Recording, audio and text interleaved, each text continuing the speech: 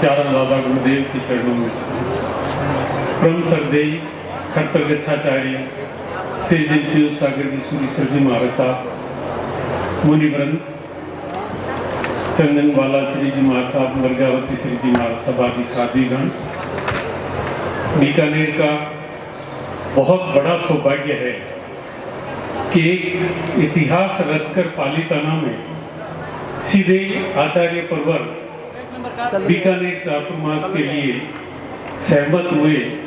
ये हम लोगों का बहुत बड़ा सौभाग्य है। जो इतिहास उन्होंने वहां रचा वैसा ही इतिहास बीकानेर में रचा जाएगा। इतने भव्य मंदिर की प्रतिष्ठा और उसके बाद में भव्य चातुर्मास हम लोगों का बहुत बड़ा सौभाग्य है। मैं बीकानेर के बारे में चिंतामणि ट्रस्ट के अध्यक्ष श्री निर्मल जी धारीवाल के कहे से आर्टिकल बना रहा था कि बीकानेर में कौन कौन से प्रभावक आचार्य पधारे या बीकानेर में कौन कौन महासंतों का बीकानेर से संबंध रहा, तो मैं आश्चर्यचकित रह गया। अधिकतर पटधर का बीकानेर में आना हुआ, परोक्ष या अपरोक्ष रूप से बीकानेर से संबंध रहा। अपने दूसरे दादा गुरुदेव मणिधारी जी के खरे तरह इतिहास को हमारे समक्ष रखा और आज तक के खरे तरह इतिहास को वो रखते चले जा रहे हैं और हमारे को 4-5 महीने मिलेंगे, इनसे ये इतिहास सुनने का मौका मिलेगा। बीकानेर का ये भी सौभाग्य है कि खरतरगंज के इतिहासज्ञ श्री अग्रचंद जी नाहटा और श्री भंवरलाल जी नाहटा, तीसरे विनय सागर जी हैं जिनका भी ये कार्य क्षेत्र बीकानेर रहा है। वो तीनों ही बड़े इतिहासज्ञ जिन्होंने पूरा खरतरगंज के इतिहास को हमारे समक्ष रखा और उन्हीं के कारण हमारा खरतरगंज का जो सही खरा तरह इतिहास है आज हमें उपलब्ध है, वो भी बीकानेर से थे।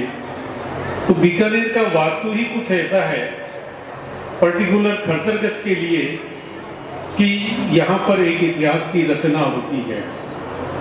गुरुदेव पधारे हैं और अभी मेरे से पूर्व वक्ता ने कहा था कि पिछले चातुर्मास का जो है सहस्राब्दी महोत्सव विश्व में प्रसिद्ध हुआ, तो उसमें सबसे ज़्यादा गुरुदेव की प्रेरणा से जो भारत सरकार द्वारा डाक विभाग द्वारा जो डाक टिकट निकला और भारत के वित्त मंत्रालय द्वारा जो 1000 रुपये का शुद्ध चांदी का सिक्का निकला, वो पूरे विश्व में उसका प्रचार प्रसार हुआ।